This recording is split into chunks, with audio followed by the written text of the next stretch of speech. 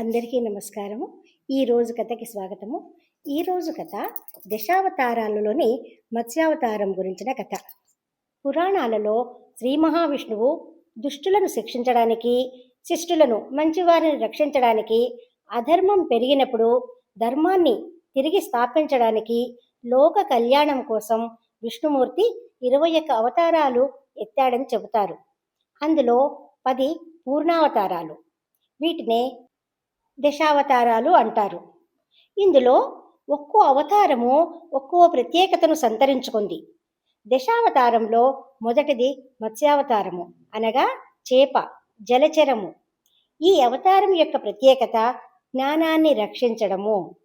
ఇంకను ప్రళయకాలంలో జీవరాశులను అనగా సమస్త మానవాళిని, ఔషధులను, ఋషులను నావలో జలనిధిని దాటించడము మరియు వేదాలను హయగ్రీవుడనే రాక్షసుడి నుండి కాపాడి బ్రహ్మకు తిరిగి అందచేయడం. సులభమైన పదాలు, కథలతో ఈ మత్స్యావతారాన్ని గుర్తు తెచ్చుకునే ఉద్దేశంతో ఈ కథ. సత్యవ్రతుడు అనే రాజును రక్షించి సప్త ఋషులతో కలిసి సృష్టిని పునర్నిర్మించేలా విష్ణువు ఈ రూపంలో సహాయపడతాడు. ఒకానొక ప్రళయకాలంలో హయగ్రీవుడనే రాక్షసుడు బ్రహ్మదేవుని నుండి వేదాలను దొంగిలించి సముద్ర గర్భంలో దాచాడు.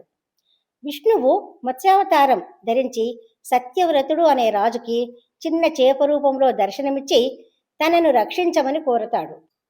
మహారాజు ఆ చిన్న చేపను ఒక చిన్న పాత్రలో ఉంచుతాడు. కానీ ఆ చేప రోజు రోజుకు పెద్దదిగా పెరిగింది. పాత్రలో సరిపోలేదు. చెరువులో ఉంచాడు. అక్కడ కూడా సరిపోలేదు. చివరకు నదిలో వదిలాడు. అప్పుడు ఆ చేప తన అసలు రూపాన్ని చూపించింది. నేనే శ్రీ మహావిష్ణువును అని చెబుతుంది. ప్రళయం రాబోతుందని ముందుగానే హెచ్చరించి ఒక పెద్ద నావను సిద్ధం చేయమని, అందులో సప్త ఋషులను, సకల ఓషధులను ఉంచమని రాజుకు విష్ణువు చెబుతాడు. మహారాజు విష్ణుమూర్తి ఆజ్ఞను పాటిస్తాడు. ప్రళయ ఉధృతిలో వాసుకి అనే పామును తాడుగా ఆదిశేషువును ఉపయోగించి నావను మత్స్యావతారానికి కట్టి సప్తఋషులను రక్షిస్తాడు. ప్రళయం ముగిసిన తరువాత సృష్టి ధర్మానికి ఉపయోగించే వేదాలు హయగ్రీవుడు ఎత్తుకుపోయి సముద్రంలో దాచాడని బ్రహ్మ ద్వారా తెలుసుకొని జలనిధిలో హయగ్రీవునితో పోరాడి వేదాలను తీసుకొని తిరిగి బ్రహ్మకు అందచేస్తాడు. భగవంతుడు జ్ఞానాన్ని రక్షించడానికి, సమస్త మానవాళిని కాపాడడానికి, దుష్ట శిక్షణకై ఈ అవతారాన్ని దాల్చాడని పురాణాలు చెబుతున్నాయి. ఎప్పటికైనా ధర్మమే విజయాన్ని సాధిస్తుందని తెలుపుతుంది ఈ కథ. లైక్ చేయండి, షేర్ చేయండి, సబ్స్క్రైబ్ చేయండి. ఇటువంటి కథతో మళ్ళీ కలుసుకుందాము.